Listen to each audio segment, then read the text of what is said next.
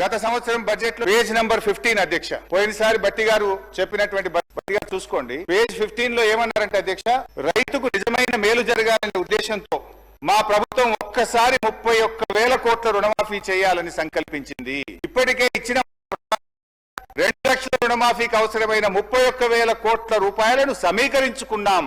అంటే డబ్బులు రెడీ పెట్టుకున్నాం. ఈసారి బడ్జెట్ లో ఏం చెప్పిన అధ్యక్ష, 20,000 కోట్లు మాత్రమే చేశారు అని చెప్తున్నారు అధ్యక్ష. పోనీ మిగతాది ఎప్పట్లోగా చేస్తారో చెప్పడం లేదు అధ్యక్ష. ఆ ఉపన్యాసంలో బట్టి గారు ఎంత దూరం పోయి మమ్మల్ని విమర్శించిందంటే అధ్యక్ష, సిగ్గుచేట అధ్యక్ష. చేతగానమ్మకు మాటలు ఎక్కువ అన్నట్లు రుణమాఫీలో పూర్తిగా విఫలమైన గత ప్రభుత్వ నాయకులు మా చిత్తశుద్ధిని శంకిస్తూ ప్రజలను తప్పుదోవ పట్టించేందుకు శతవిధాలా ప్రయత్నం చేస్తున్నాం. ఇవాళ ఎవరు చేతగానోళ్ళు అధ్యక్ష? ఇవాళ చేతగానోళ్ళు ఎవరు? మాట తప్పినోళ్ళు ఎవరు? చిత్తశుద్ధి లేని వాళ్ళు ఎవరో ఈ శాసనసభ సాక్షిగా ఈ రాష్ట్ర ప్రజలందరికీ అర్థమైంది కదా అధ్యక్ష.